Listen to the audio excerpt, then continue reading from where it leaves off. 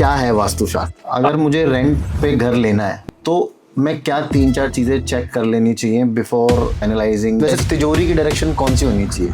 ऐसी 4-5 चीजें क्या हैं जो हर एक घर में आपको लगता है कि यार हम ये चीजें तो गलत कर ही रहे हैं? और प्लांट्स का कुछ रोल होता है, प्लांट्स घर में रखने चाहिए नहीं रखने चाहिए? क्योंकि आजकल एक बहुत बड़ा ट्रेंड चल गया है घर में। अब इसको साइंस क्यों कहा जाता है? क्योंकि इतने बड़े टाइम से जो पैटर्न्स ऑब्जर्व किए गए, आपके घर में कौन सी एनर्जी कहाँ पे सही है, उस हिसाब से उसको डिजाइन किया गया। तो आपने कई बार सुना होगा कि भाई एक व्यक्ति इस घर में गया, फर्श से अर्श पे पहुंच गया और दूसरा व्यक्ति उसमें आया, वो अर्श से फर्श पे आ गया। बिल्कुल। तो वो क्यों होता है? और अगर आपको अपनी तिजोरी में पैसा बढ़ाना है तो वेस्ट साउथ वेस्ट में डायरेक्शन है W3। वहाँ पे तो हर एक घर को क्या कुंडली के हिसाब से बनाया जाना चाहिए? सर मैं कहता हूँ आपका घर आपकी कुंडली के हिसाब से ही आपको मिलता है। बिना तोड़ फोड़ के वैसे वास्तु दोष ठीक हो सकते हैं? देखिए 95% वास्तु दोष बिना तोड़ फोड़ के हो सकते हैं। तो नॉर्थ ईस्ट में से टॉयलेट नहीं होना चाहिए, उससे आपको बहुत ज़्यादा इम्पैक्ट पड़ सकता है।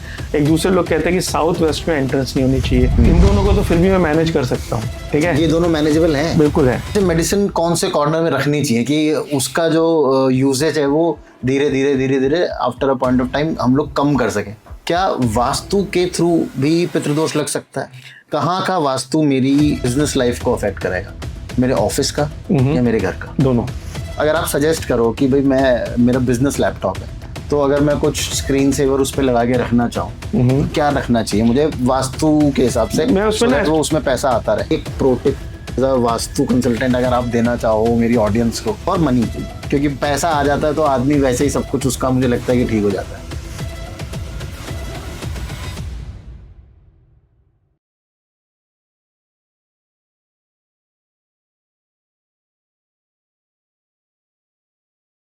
बहुत बड़ा सब्जेक्ट है वास्तुशास्त्र। ठीक है, वास्तुशास्त्र को थोड़ा सा डिकोड करने की कोशिश करेंगे, इजी लैंग्वेज में समझने की कोशिश करेंगे कि वास्तुशास्त्र क्या होता है, वो कितना आपकी लाइफ को अफेक्ट करता है रोज़ाना। क्योंकि आपका जो घर है, आपका जो ऑफिस है, जहाँ पे आप रोज़ 24 घंटे बिताते हैं, उसकी एनर्जीज आपके लिए क्या लेके आती हैं और क्या आपसे लेती हैं, वो सब कुछ डिकोड आज करने की कोशिश करेंगे।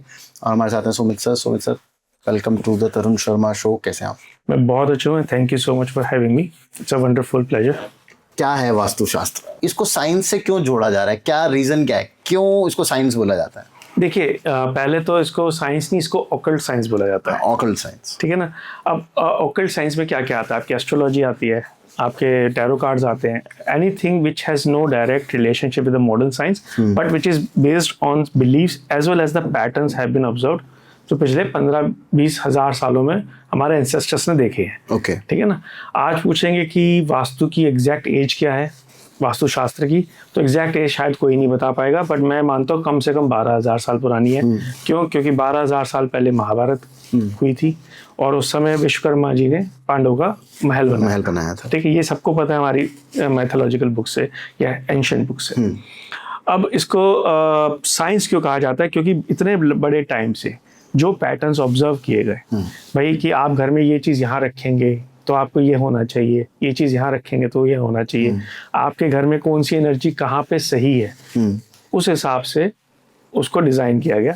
उसके शास्त्र, उसके ग्रंथ लिखे गए, उसको स्टडी करते करते आज हम यहाँ हैं। जब पहले वास्तुशास्त्र लिखा गया था तब ना अपार्टमेंट होते थे, ना तब क्या कहते हैं हाई स्टोरी बिल्डिंग्स होती थी, सिर्फ एक महल होता था, एक मंदिर होता था, या एक सिंगल स्टोरी घर होता था। बिल्कुल। अगर उसमें सीढ़ियाँ भी होती थी तो शायद ही सीढ़ियाँ एक छत पे जाने के लिए होती थी, वरना वो भी नहीं होती थी। बिल्कुल। ठीक है, तो इसलिए आज और हम बात करें स्पाइरल स्टेयर्स की, एंटी क्लॉकवाइज, क्लॉकवाइज, उस समय तो क्लॉक वर्ड भी नहीं होगा। बिल्कुल। लेकिन आज हम उसको यूज कर रहे हैं। इसी तरह बहुत सारी चीजें over the period of time has been evolved. Okay. And the same thing with occult science, क्योंकि ओकल्ट साइंस में भी लोग रोज नए नए चीजें, पैटर्न्स ऑब्जर्व करते हैं। अब आप ये देखिए, सबसे पहली जो ज्योतिष आई थी उसमें भी एक डिबेट है कि भृगु नंदी नाड़ी पहले आई थी या पराशरी वैदिक ज्योतिष पहले आई थी। बिल्कुल। चले कोई भी आई हो, पर उसके बाद लाल किताब आ गई, उसके बाद आपकी क्या कहते हैं KP कृष्णमूर्ति एस्ट्रोलॉजी आ गई, फिर जैमिनी आ गई। तो किसका मतलब innovations, observations, discoveries time to time हो रही हैं और लोग उसके बारे में स्टडी करते हैं, आगे टीच करते हैं, और अगर वो प्रूव नहीं होती तो कब की खत्म हो चुकी होती। तो ये सब पे सिमिलर ही अफेक्ट करता है? देखिए, अगर मैं जेनेरिक वास्तु की बात करूं तो ये सबके लिए सेम है। जेनेरिक वास्तु कहता है कि भाई जैसे साउथ ईस्ट आपका ईशान कोण है, साउथ वेस्ट आपके लिए मास्टर बेडरूम है, नॉर्थ ईस्ट आपका नॉर्थ ईस्ट आपका ईशान कोण है, साउथ ईस्ट आपका अग्नि कोण है, और साउथ वेस्ट आपका मास्टर बेडरूम, एक्सेट्रा एक्सेट्रा। लेकिन मैं बिलीव करता हूँ एस्ट्रो वास्तु में, क्योंकि हर एक घर हर एक के लिए सूट नहीं होता। बिल्कुल ठीक है ना। आपने कई बार सुना होगा कि भाई एक व्यक्ति इस घर में गया और उसको बहुत फला, वो बहुत जो कहते हैं अर्श, फर्श से अर्श पे पहुंच गया, और दूसरा व्यक्ति उसमें आया, वो अर्श से फर्श पे आ गया। बिल्कुल। तो वो क्यों होता है? वो इसलिए होता है कि घर तो वही था, बंदे बदल गए, तो यानी उसके चार्ट भी डिफरेंट है। तो किसी के लिए एक डायरेक्शन बहुत पॉजिटिव है, किसी के लिए दूसरी डायरेक्शन ज्यादा पॉजिटिव है, और ये पर्टिकुलर नेगेटिव है। तो ये सब चीजें अगर देखते हैं तो हम कहते हैं कि principles are same for everybody, but वो प्रिंसिपल की एप्लीकेशन आपके बर्थ चार्ट के हिसाब से अप्लाई की जाएगी। तो मतलब हर एक घर को क्या कुंडली के हिसाब से बनाया जाना चाहिए? सर मैं कहता हूँ आपका घर आपकी कुंडली के हिसाब से ही आपको मिलता है। मतलब ये है कि अगर आपकी कुंडली में ग्रोथ लिखी है और आप ऐसे ही कोई घर चूज करोगे तो आप वही घर चूज करोगे जिसका वास्तु काफी हद तक बैलेंस्ड होगा। और अगर आपकी कुंडली में लिखा है कि आपको आगे गिरना है, तो आप बाई चांस वही घर चूज करोगे जिसके अंदर कुछ ना कुछ ऐसा वास्तु डिफेक्ट होगा जो आपको प्रॉब्लम देता रहेगा, चाहे हेल्थ में प्रॉब्लम दे, चाहे वेल्थ में दे, चाहे दोनों में दे, या रिलेशनशिप्स में दे। और इस चीज को मैंने कम से कम अपने लास्ट 10-15 क्लाइंट्स पे चेक करा और ये लिटरली चीजें मैच हुई। मतलब मैं कितनी भी मर्जी कोशिश कर लूं, मुझे मेरी कुंडली के हिसाब से ही गलत या सही वास्तु वाला घर मिलेगा? बाय डिफॉल्ट यस, लेकिन कहते हैं ना कर्म प्रधान है। हाँ। तो कर्म और विधि दो अलग चीजें होती हैं। विधि कह रही है आप ये घर लो, पर आप कहते हो कि नहीं मैं इसको वास्तु के हिसाब से एक बार चेक करा लेता हूँ। okay. तो अगर आपका कर्म प्रधान है तो आप उसमें कुछ ऐसे चेंजेस कर लोगे जो आपको बचा लेगा। ओके ठीक है। देखिए जो आपके चार्ट्स में लिखा है वो होके रहना है, यानी अगर आपके चार्ट्स में ग्रोथ लिखी है तो ग्रोथ होके रहेगी, आपके चार्ट्स में फॉल लिखा है तो फॉल होके रहेगा। वास्तु क्या करता है? Vastu works as a booster and cushion. Okay. अगर आपके में ग्रोथ लिखी है और आपका घर वास्तु बैलेंस है तो आपको बहुत अच्छी बूस्ट मिल सकता है। अगर वास्तु बैलेंस नहीं है तो ग्रोथ तो मिलेगी पर कम मिलेगी। ठीक है। इसी तरह अगर फॉल आना है तो बहुत डीप फॉल भी हो सकता है और एक स्टेबिलिटी के साथ आपको क्या कहते हैं नुकसान होगा, लेकिन आप उसका फिर एकदम राइज कर जाओगे। और ये भी कहा, देखिए हम वास्तु कंसल्टेंट यही मानते हैं कि जब आपकी चार्ट में लिखा है ना कि आप कम बैक करोगे या राइज करोगे तभी आप अपना वास्तु कराओगे। अगर आपका चार्ट में लिखा है कि you are gonna suffer, so no matter which vastu consultant you hire, sometimes the vastu consultant or astrologer will miss the thing। ये भी देखा गया है। okay. सामने चीज होती है वो क्लिक नहीं होती और उसके 2 महीने बाद अचानक होगा अरे यार वो चीज शायद ना I should have told to the consultant में ये ऐसा होता है वैसा होता है। देखिए डॉक्टर के पास भी जाते हैं, जैसे मेरे खुद के रिश्तेदार हैं, उनको 15 साल बहुत बीमारी रही और उनको एक एस्ट्रोलॉजर ने बोला था कि अब आप ठीक हो जाओगे। और ठीक हुआ नहीं तो हुआ क्या कि वो दोबारा डॉक्टर के पास गए, डॉक्टर ने कहा यार ये चीज मैंने 15 साल पहले क्यों नहीं देखी। अच्छा। वो पहली रिपोर्ट में थी वो चीज, लेकिन उनको ठीक 15 साल बाद होना था। ओके। और उसी डॉक्टर ने बताया। मैं अपने बहुत क्लोज रिलेटिव की बात बता रहा हूँ। तो इसको अगर मैं नंबर देना चाहूँ वास्तु और मेरी कुंडली को, तो कितने कितने नंबर दिए जा सकते हैं? मतलब कौन ज्यादा पावरफुल रहेगा? सर कुंडली तो सबसे ज्यादा पावरफुल है ही। okay. लेकिन कुंडली को अगर वास्तु को एस्ट्रो वास्तु बोलूं तो 100% है। अच्छा। कुंडली आपकी 50% है, वास्तु 50% है, दोनों मिला के 100% होते हैं। okay. ये मेरी मेरा बिलीफ है। जैसे आपने बोला कि भाई पहले तो हाई राइज बिल्डिंग का नहीं होता था, अब अगर मैं हाई राइज बिल्डिंग को एक वो मान लूं यूनिट, उसके अंदर तो कितनी कुंडलियां हैं? नहीं, इसमें थोड़ा गलत है। जो हाई राइज यूनिट में आपका ब्लॉक है, आपका अपार्टमेंट या आपकी यूनिट है, वही आपको इफेक्ट करेगी। क्योंकि उसके लिए आप उसी को एक ब्रह्म स्थान के हिसाब से, उसी यूनिट के हिसाब से इवेल्युएट किया जाएगा। ठीक है ना। आपकी देखिए अगर पूरी यूनिट आपकी है और मैं बोलूँ आप अपने अंडरगारमेंट से पूरी यूनिट में घूमिए तो घूम लेंगे, लेकिन आप अपने कमरे से या इस ऑफिस से अंडरगारमेंट से बाहर नहीं जाएंगे। बिल्कुल। क्यों? क्योंकि इमीडिएटली आपको पता है कि my boundary is here. Right. So subconsciously आपको पता है, तो आपका बिहेवियर वहीं बदल जाएगा। वो छोड़िए, अगर आप एक घर में अपने भाई के साथ रहते हैं तो आप अपने कमरे में जितने रिलैक्स हो सकते हैं, आप कमरे के बाहर नहीं हो सकते, क्योंकि पता है कि this is not my space, this is a common area and that's what it is. So अगर मैं पूरी यूनिट की बात करूं, हाई राइज की बात करूं, हर एक बंदा जो एक यूनिट ओन करता है या जो रेंट करता है, उसके हिसाब से उसका वास्तु अलग अलग किया जाएगा। ओके। गलत वास्तु क्या होता है? क्योंकि मुझे नहीं लगता गलत वास्तु कुछ हो भी सकता है। रीजन भी क्योंकि जब वास्तु बनाया गया होगा तो वो मंदिरों के लिए और मोस्टली महलों के लिए होता था। अब आम जनता का कोई वास्तु से कोई लेना देना नहीं था। तो जो गलत वास्तु है वो तो पॉसिबल ही नहीं है ना। पर उसकी एप्लीकेशन तो गलत हो सकती है ना। जो रूल्स मैंने बुक में लिख दिए वो सही है, पर जब मैं XYZ क्लाइंट आया, राजा आया, उन्होंने बोला भाई मेरा महल बना दो, अगर उसमें कहीं फॉर एग्जांपल मैं महाभारत का एग्जांपल देता हूँ। हाँ, महाभारत में देखिए विश्वकर्मा जी ने बनाया था, विश्वकर्मा जी ने बनाया था, सूट नहीं किया उनको। हाँ, सही है, विश्वकर्मा जी ने बनाया था। उनसे ज्यादा ज्ञान तो मेरे को नहीं लगता कोई भी कह सकता है कि मुझ में है। मैं तो कण बराबर भी नहीं हूँ। विश्वकर्मा जी ने जो बनाया था उसमें एक गलती उन्होंने करी थी। अब उन्होंने जानबूझ के की थी या किशन जी के कहने पे की थी, ये मुझे नहीं पता, ये तो शास्त्री जानते होंगे जो बड़े बड़े विद्वान हैं। लेकिन उसमें आपने ध्यान रखा, उसके अंदर एक जगह थी जहाँ दुर्योधन गिरा था। बिल्कुल। क्या था वो जगह? कुंड था। कुंड था। और कुंड कहाँ पे था? सेंटर में, ब्रह्म स्थान पे। तो ये एक त्रुटि थी वास्तुशास्त्र की। ओके। और उसी में गिरते ही युद्ध हो गया। बिल्कुल। पूरा का पूरा कौरव वंश तबाह हो गया। तो कहने का मतलब ये है कि गलतियां तो हो सकती है ना, गलत शास्त्र तो हो सकता है।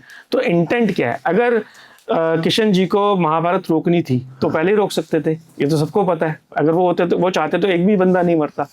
लेकिन वो चाहते कि धर्म का स्थापन हो। हाँ। और धर्म के स्थापन के लिए ये युद्ध होना जरूरी है, और ये युद्ध होने के लिए ये गलत वास्तु होना जरूरी है। तो ये तो ऊपर वाले ने लिखा हुआ है। इसमें रेंटेड अगर मैं घर में रह रहा हूँ तो मुझे वो वास्तु सूट करेगा नहीं करेगा वो मेरी कुंडली के हिसाब से होगा, या जिस बदले के नाम पे वो घर है वो उसकी किस्मत मेरे साथ जुड़ के चलेगी? बिल्कुल, बहुत सही क्वेश्चन है। और ये बात कुछ हद तक सही है कि जिस बंदे ने वो घर लिया है, देखिए पहले तो मैं कहता हूँ कि जो भी घर आप लेते हैं चाहे अगर रहने के लिए, वो तो डायरेक्ट आपकी कुंडली से जुड़ा हुआ है। अब मैं एक घर ले रहा हूँ, मेरी 50 इन्वेस्टमेंट प्रॉपर्टीज है, तो उसका रिलेशनशिप मेरी कुंडली से इतना स्ट्रांग नहीं है जितना मेरा रहने वाला घर है। हालांकि वो घर जो मैंने एज ए इन्वेस्टमेंट लिया है, या जो लैंड मैंने एज इन्वेस्टमेंट लिया है, that gonna impact me for sure as an owner. But the moment I rent it to somebody, उसका इम्पैक्ट मेरे से खत्म होके उस टेनेंट पे आ जाएगा। क्यों? क्योंकि वहां पे मुझे as a exchange of energy rent मिल रहा है। अच्छा, ठीक है ना। तो अगर मैं उसको फ्री में रहने दूंगा तो मैं इम्पैक्ट होता रहूंगा। लेकिन अगर मैं उससे एनर्जी एक्सचेंज कर रहा हूँ कि भाई आप यहाँ रह रहे हो, आप उसके बदले मुझे एनर्जी एक्सचेंज दो, रेंट दो, तो उस दिन से उस पर इम्पैक्ट होना शुरू हो जाए, क्योंकि रहा है। अच्छा, ठीक है ना।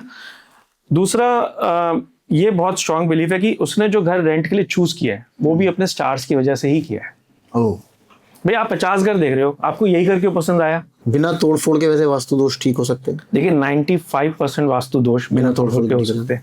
सिर्फ 4 या 5% केसेस ऐसे होते हैं जहां हमें बोलना पड़ता है कि इसका हमारे पास कोई इलाज नहीं है। क्योंकि ये ऐसा दोष होते हैं कि भाई इसको आप अगर रिमूव ही कर सके तो बेटर है। अगर वो सपोज करिए कोई बंदा कहता है नहीं कर सकते, तो उसके इम्पैक्ट को मिनिमाइज करने की हम पूरी कोशिश करते हैं। मैं इसमें एग्जांपल देता हूँ। जैसे सपोज करिए किसी का, एक तो सब काफी वास्तु कंसल्टेंट कहते हैं नॉर्थ ईस्ट में से टॉयलेट नहीं होना चाहिए, उससे आपको बहुत ज्यादा इम्पैक्ट पड़ सकता है। एक दूसरे लोग कहते हैं कि साउथ वेस्ट में एंट्रेंस नहीं होनी चाहिए। ठीक है। और तीसरा जो जिसको, इन दोनों को तो फिर भी मैं मैनेज कर सकता हूँ। ठीक है, ये दोनों मैनेजेबल हैं? बिल्कुल है। लेकिन जो सबसे ज्यादा बड़ा इम्बैलेंस मैंने देखा है और इसको मैंने लिटरली बोला कि बहुत मुश्किल है इसका इम्पैक्ट खत्म करना, वो है कि ब्रह्म स्थान में कहीं टॉयलेट आ जाए। घर के सेंटर डिजाइन ऐसा होता है कि वॉल घूम रही है, ये रूम यहाँ आया, ये रूम यहाँ आया, और बाई चांस जो सेंटर है, some part of that is touching to the toilet.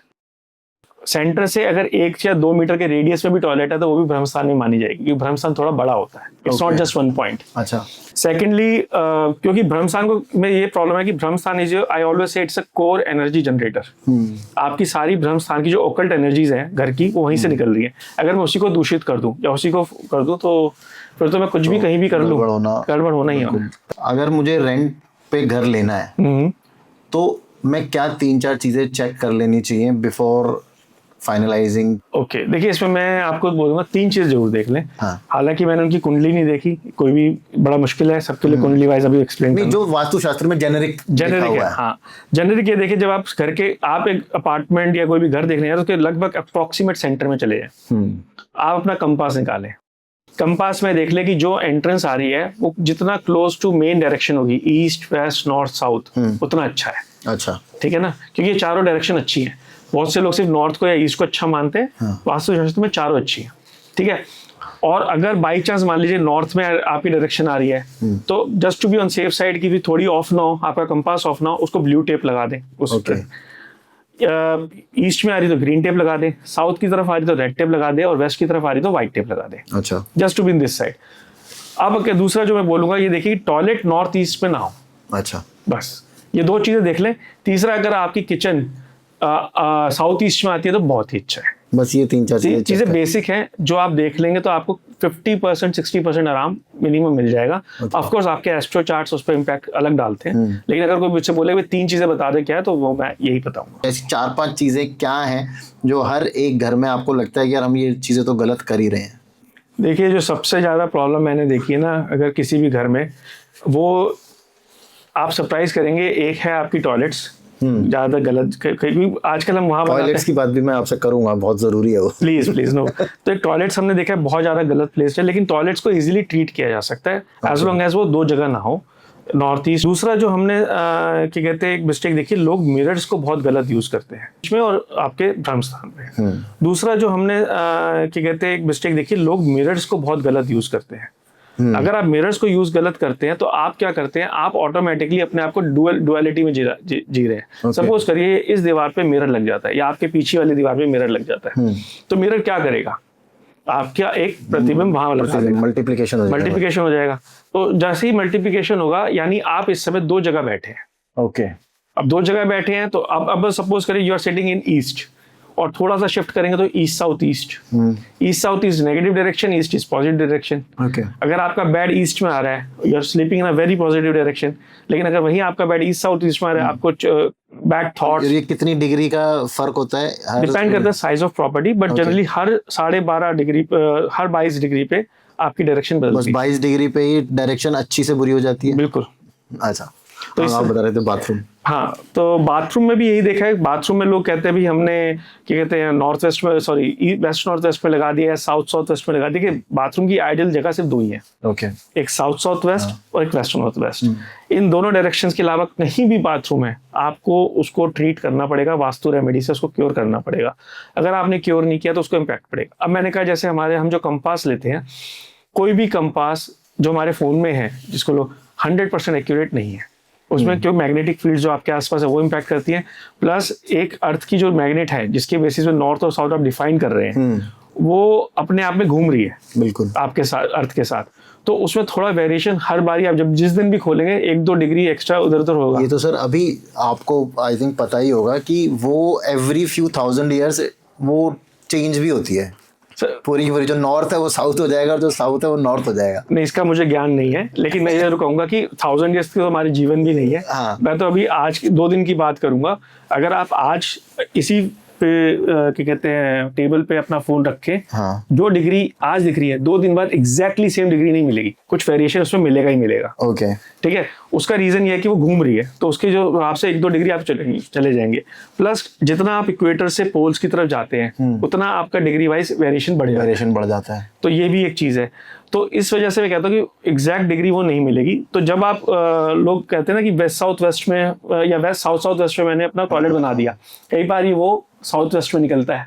अच्छा। या कई बार साउथ में निकलता है। Okay. In fact one of my client who was in Australia, उनका मैंने वास्तु किया था, तो मैंने पूछा भी आपने किचन कहाँ बना रखी है, कहते कुछ किचन हमने साउथ में बना रखी है।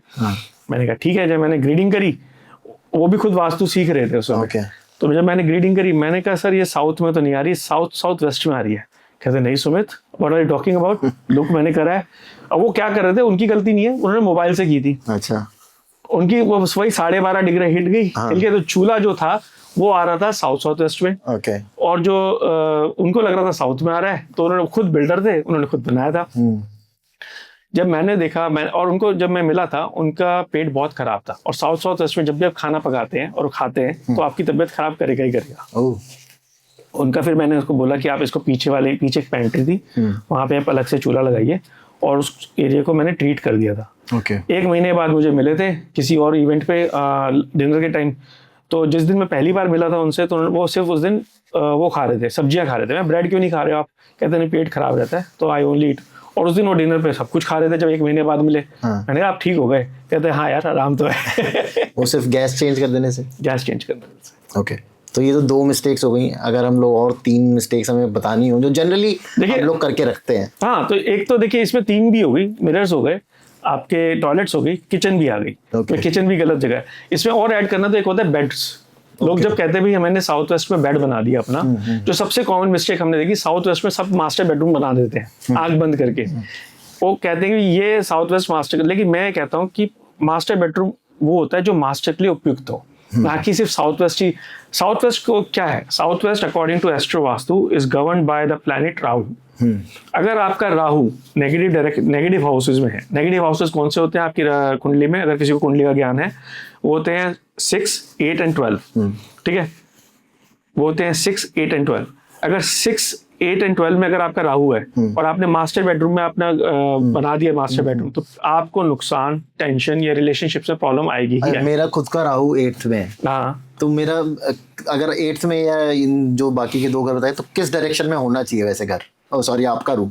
अगर आपकी, मुझे बाकी राशियां पता चल जाए, तो आपकी ज्यादा लगन में कौन सी राशि है आपके?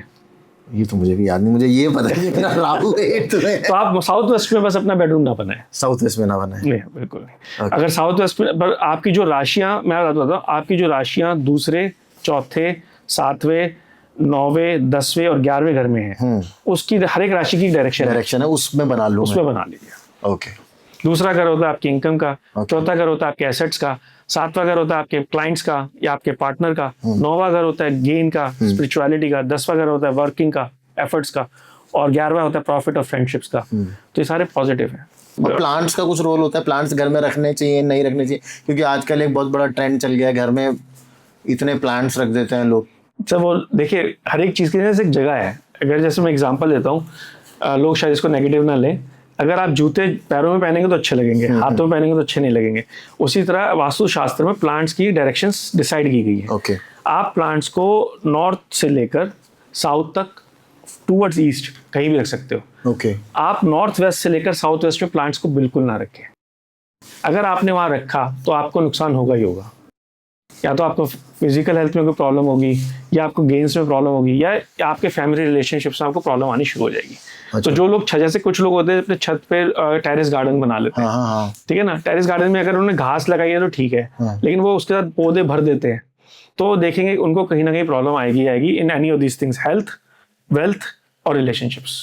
अच्छा। हाँ जी, क्योंकि साउथ वेस्ट क्या है, पितरों का है, और प्लांट उस जगह के एंटी है। तो अगर आपने साउथ वेस्ट में प्लांट लगाया तो आपके रिलेशनशिप्स, आपकी फैमिली में आर्ग्यूमेंट्स होना, डिसएग्रीमेंट होना कॉमन चीज है। एक बड़ी इंटरेस्टिंग चीज है, जैसे आजकल तो जितना स्पेसेस हमारे पास है, मतलब पहले की तरह तो है नहीं कि बहुत बड़े बड़े घर हैं और बरांडा भी है, उसके अंदर 4 बेडरूम किसी ने ले लिया तो चारों के साथ अटैच बाथरूम है, तो हर एक डायरेक्शन में एक बाथरूम तो आ ही गया। तो ये तो ठीक हो ही नहीं सकता ना। यहाँ तो फिर तो ये हाई राइजेस में जो रह रहे हैं वो बर्बाद ही हो जाने चाहिए, क्योंकि हर एक डायरेक्शन में एक बाथरूम तो है ही है। नहीं, देखिए इसमें 2 चीज होती है। अगेन मैं 2 चीजें बोलूंगा। एक, आपकी कुंडली, हाँ, कोई डायरेक्शन आपको ज्यादा इम्पैक्ट करेगी, कोई डायरेक्शन किसी को कम करेगी, सेम डायरेक्शन। दूसरा आता है कि जो भी टॉयलेट्स हैं उनको ट्रीट किया जा सकता है, ठीक है, नॉर्थ ईस्ट वाले को छोड़ के। नॉर्थ ईस्ट को भी मैं ट्रीट कर देता हूँ, लेकिन उसका इम्पैक्ट कई बार रिजल्ट 50-50 मिलते हैं, लेकिन बाकी सारी टॉयलेट्स को मैं ट्रीट कर सकता हूँ इजीली, विदाउट एनी तोड़फोड़। अच्छा। आपको हटाने की जरूरत नहीं है। हाँ। नंबर 2, एक और चीज है कि अगर आप देखेंगे, कई बार हमने ऐसा देखा है कि ऑलरेडी रेमेडीज हुई हुई है, उनके बिना पता करे। मैं एग्जांपल देता हूँ, जैसे एक क्लाइंट के गया था मैं, या उनका हमने वीडियो देखा था, तो उनके यहाँ पे ना जो उनकी डायरेक्शन थी, that was on a bad side of, that is in west north west. West north west की जो एंट्रेंस होती है अपार्टमेंट की, अच्छी नहीं मानी जाती। तो उसके जो रेमेडी हम करते हैं, वो कहते हैं कि वहां पे ना या तो आप आयरन की स्ट्रिप लगा दो, या व्हाइट टेप लगा दो। उनका क्या था, जो जो आर्किटेक्ट ने डिजाइन किया था, उसने ऑलरेडी व्हाइट कलर के मार्बल की स्ट्रिप लगा रखी थी एंट्रेंस पे। ओके। तो ऑटोमेटिकली ट्रीटमेंट आ गया। समझ रहे हैं? अगर बाथरूम आपका साउथ वेस्ट में है और उसमें येलो टाइल्स या उस पर डार्क ब्राउन टाइल्स लगी हुई है, तो ऑटोमेटिकली ट्रीटमेंट हो गया, मुझे कुछ करने की जरूरत नहीं है। तो कुछ चीजें ऐसी होती है, कई बार देखा है, जो अपने आप हो जाती है, और नहीं है तो उसको हम ट्रीट कर सकते हैं। आपके पास ऐसे बहुत सारे क्लाइंट्स आते होंगे जो बोलते होंगे कि यार हमारे घर को ना नजर लगी हुई है, ठीक है, हम लोग बहुत अच्छा चल रहे थे, कुंडली बहुत अच्छा बढ़िया चल रहा था, हाँ, अब एकदम से तो ना कुंडली बहुत खराब होने वाली, ना वास्तु खराब होने वाला, उसी घर में मैंने करोड़ों भी कमाए और उसी घर में मैंने करोड़ों गवाए भी। हाँ। क्या ये जो नजर, या आजकल पॉडकास्ट की दया से ब्लैक मैजिक केसेस बहुत ज्यादा हो गए हैं, आपके पास ऐसे लोग आते हैं कि भाई, मेरे और पास क्या, ऐसे- और आप क्या इनमें बिलीव भी करते हो? नेगेटिव एनर्जीज, चलो नेगेटिव एनर्जीज में बिलीव कर सकता हूँ, पर क्या ब्लैक मैजिक और नजर और ये जो दोष होते हैं, ये वाकई में ही वास्तु में इनका कुछ एक्सप्लेनेशन है कि ये कैसे होता है, या होता भी है या नहीं होता है? मैं देखिए एक चीज़ में बिलीव करता हूँ, एक चीज़ में नहीं, क्योंकि उसका मुझे कोई ज्ञान नहीं है। मेरे को ब्लैक मैजिक का कोई ज्ञान नहीं है। तो अच्छा। मैं पहले बता दूं कि मुझे उसकी नॉलेज नहीं है, तो मैं उस पर कोई कमेंट नहीं करूंगा। ओके। रही बात नज़र की, मैं नज़र में बिलीव करता हूँ। और कई बार ऐसा होता है कि आपने एक पार्टी रखी घर पे, सब कुछ अच्छा था, और अचानक से पार्टी खत्म हुई, 2-3 महीने में आपको दिक्कत होनी शुरू हो गई।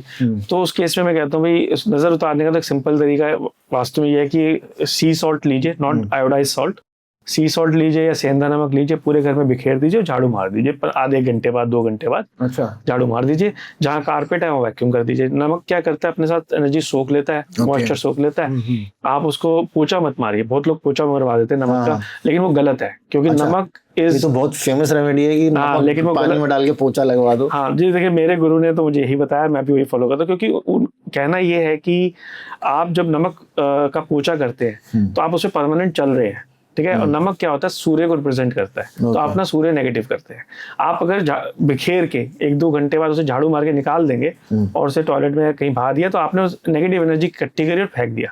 आप कंटिन्यूसली नमक पे चल नहीं रहे, ठीक है ना। एक चीज तो ये रही बात आपकी कि भाई इसमें अचानक से जो घर में आप कई सालों से रह रहे थे, अचानक से क्या हुआ, देखिए उसमें 2 चीजें आती हैं।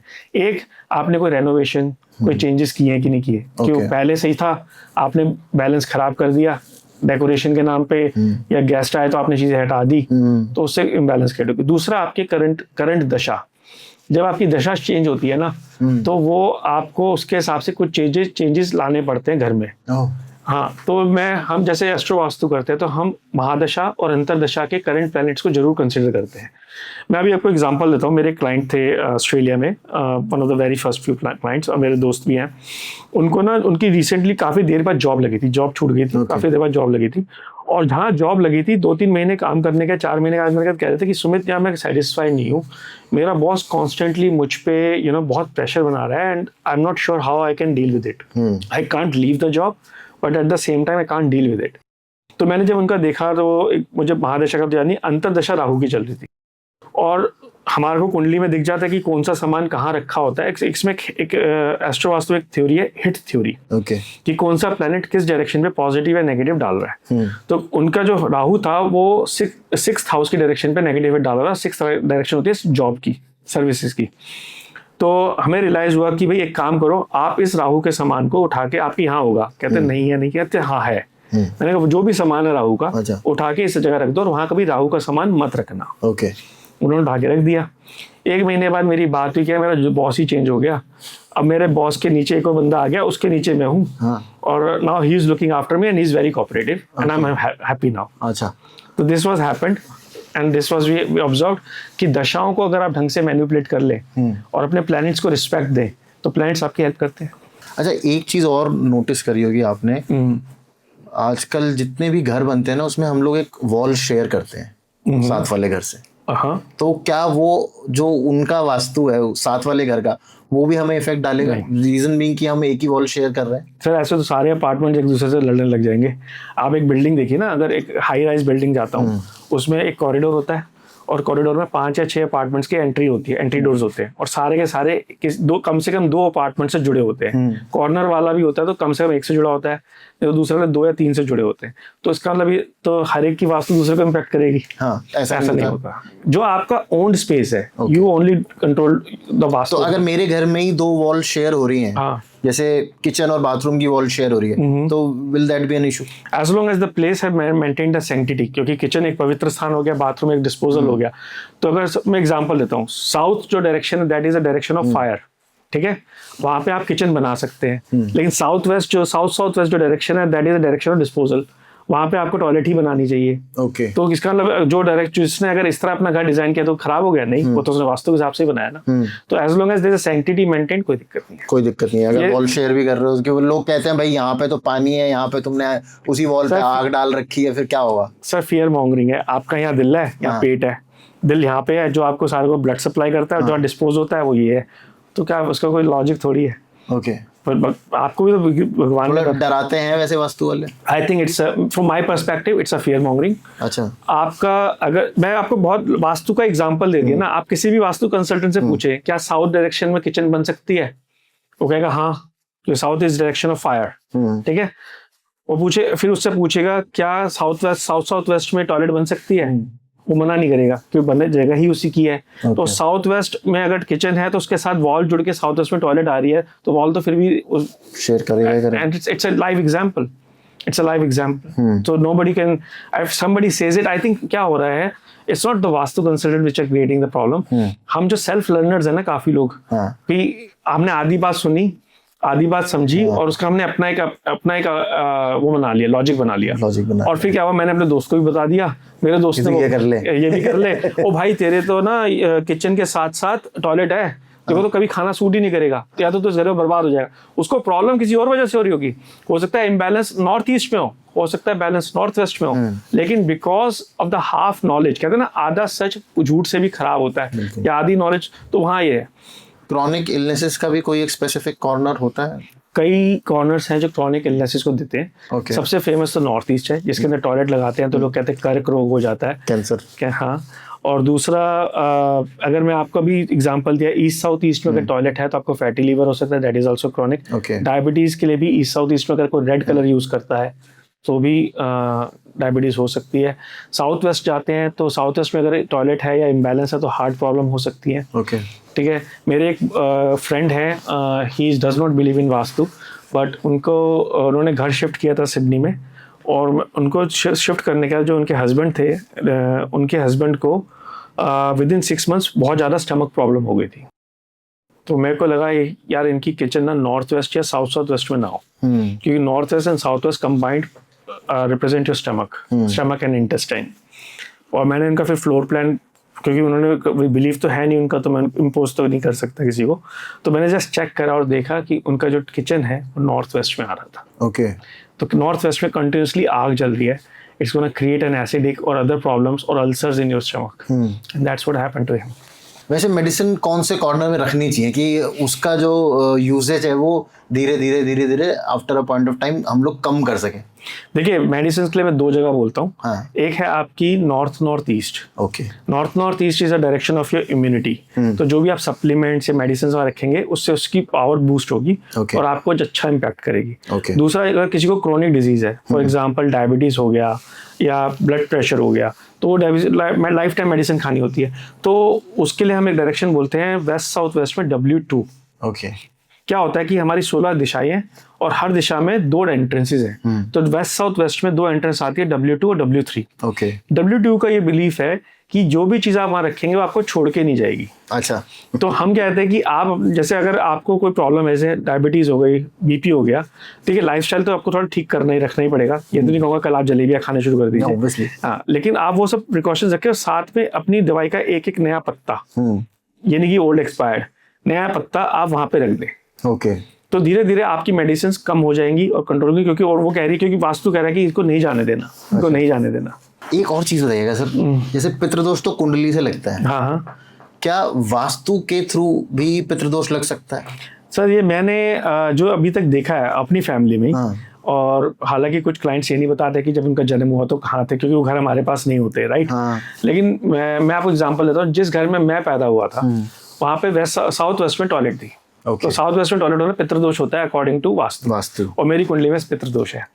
मेरी सिस्टर भी उसी घर में पैदा हुई थी, उनके भी पितृदोष है। अच्छा। बट मेरे छोटे ब्रदर दूसरे घर में पैदा हुए थे, उनके भी पितृदोष नहीं है। अच्छा, अब जैसे जो लोग बेचारे हॉस्पिटल में पैदा हो रहे हैं क्या उनका बाथरूम कहाँ पे, किस डायरेक्शन में, उस हिसाब से पितृदोष लगेगा? नहीं, मैं भी हॉस्पिटल में ही हुआ था, बट मेरी फैमिली वहाँ रहती थी, समझ रहे हैं मेरी बात। तो जो फैमिली जानते हैं कि हॉस्पिटल आपका एक टेम्परेरी रेजिडेंस है, ठीक है, आप 10 दिन के लिए जाएंगे, 1 हफ्ते के लिए जाएंगे, वापस आ जाएंगे, इसका वास्तु लाइक कि होटल जाओगे तो वहाँ का वास्तु दोष आपको लग जाएगा। हाँ, तो वो तो टेम्परेरी चीज है। जो भी चीज 1 हफ्ता है 2 हफ्ते से नीचे है उसका कोई वास्तु दोष नहीं लगता। अगर आप वहाँ महीना 2 महीना 3 महीना रह रहे हैं, then you have to think like that, या आप या वो प्रॉपर्टी ओन करते हैं, तो आपको इम्पैक्ट करता है। कहाँ का वास्तु मेरी बिजनेस लाइफ को अफेक्ट करेगा, मेरे ऑफिस का या मेरे घर का? दोनों। अगर आपका घर का वास्तु सही है तो आपकी फैमिली लाइफ और फाइनेंशियल लाइफ ठीक रहेगी। ओके। और अगर आपका क्या कहते हैं ऑफिस का वास्तु सही है तो आपकी वर्क लाइफ और फाइनेंशियल लाइफ ठीक रहेगी। ओके। फाइनेंशियल दोनों जगह कॉमन है। ओके। तो अगर आपको फाइनेंसिस के हिसाब से आप घर की बात करते हैं तो आपका घर का वास्तु भी बैलेंस होना चाहिए, आपका वर्क का भी, ऑफिस का भी होना चाहिए। अब जिनकी फैक्ट्री है उनका फैक्ट्री का भी वास्तु भी बैलेंस होना चाहिए। ओके। क्योंकि finances are link to all three, ठीक है ना। तो दिस इज वेरी इंपॉर्टेंट। कुछ लोग कहते हैं मैंने घर का वास्तु करा लिया तो मेरा तो सही होना चाहिए, पता चला ऑफिस में ही वास्तु दोष है।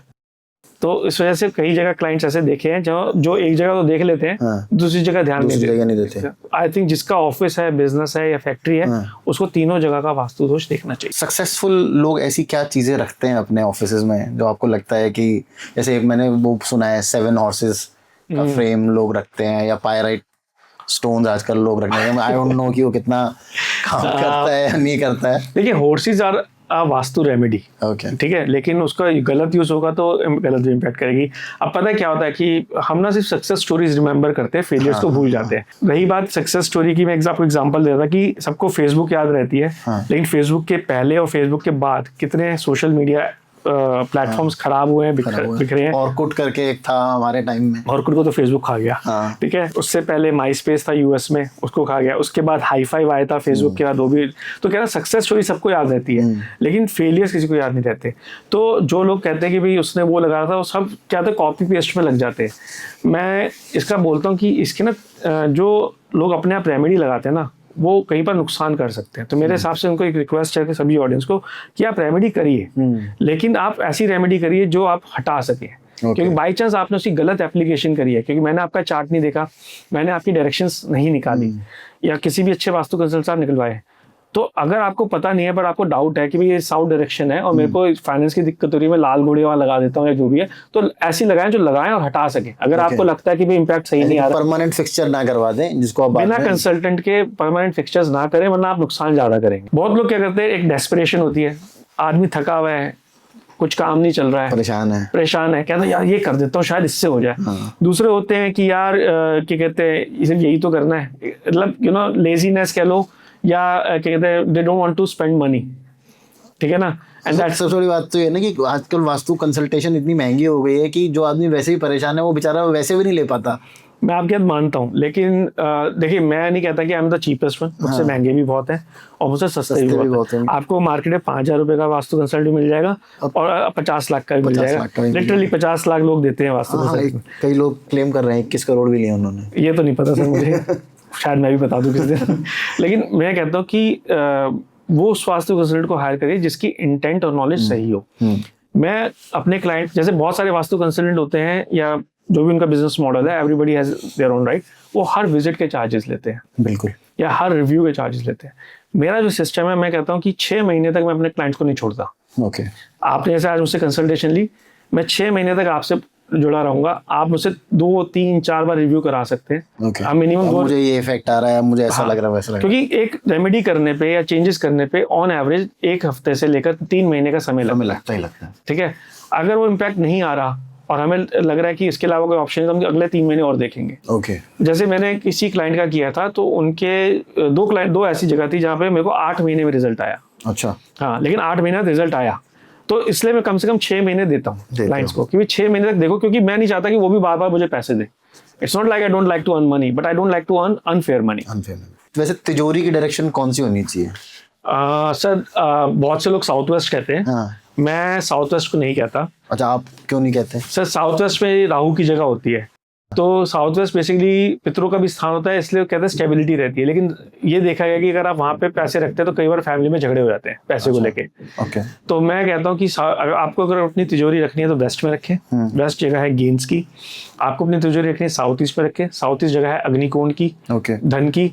और अगर आपको अपनी तिजोरी में पैसा बढ़ाना है तो वेस्ट साउथ वेस्ट में डायरेक्शन है W3 वहाँ पे। और एक चीज़ और बताइए, जैसे हम लोग आजकल हमेशा अपने फोन्स के साथ चिपके रहते हैं, और ये एक रील बहुत ज़्यादा फेमस भी हुई थी कि फ़ोन का भी वास्तु होता है कि कौन सी ऐप कौन से डायरेक्शन में आपने ऊपर रखी हुई है, नीचे रखी हुई है, ऐसा कुछ होता है? सर मेरे को नॉलेज नहीं है। फ़ोन वास्तु कुछ लोग कहते हैं और अच्छे अच्छे कंसल्टेंट्स कर रहे हैं, बट मैंने जब उसके बारे में पढ़ा ही नहीं, ज्ञान नहीं है, तो मैं उसके बारे में क्या बोलूं। अब देखिए ना, ये फ़ोन मॉडर्न टेक्नोलॉजी है। टेक्नोलॉजी है, वास्तु के टाइम पे ये नहीं था। बिल्कुल। अब आप उसको वही वास्तु इम्प्लीमेंट करें जो शायद आपके घरों में फोटो फ्रेम्स में हो तो बात अलग है।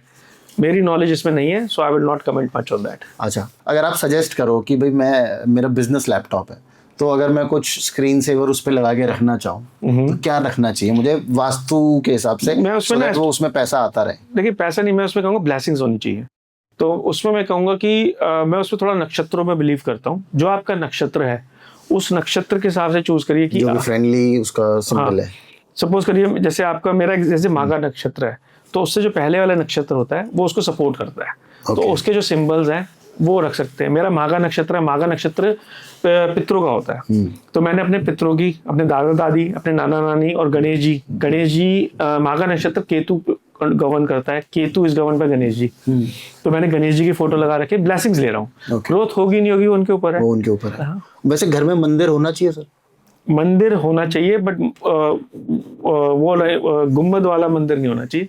अच्छा। आप नॉर्मल मंदिर रखें, एक स्लैब को करें, क्योंकि जैसे आप वो गुम्बद वाला मंदिर रख लेते हैं तो वो एक तरह से आपका टेम्पल, प्रॉपर टेम्पल हो जाता है। फिर उतनी ज़्यादा श्रद्धा, उतनी ज़्यादा सैंक्टिटी हम लोग नहीं मेंटेन करते घर में, तो फिर भगवान का अपमान माना जाता है। ओके।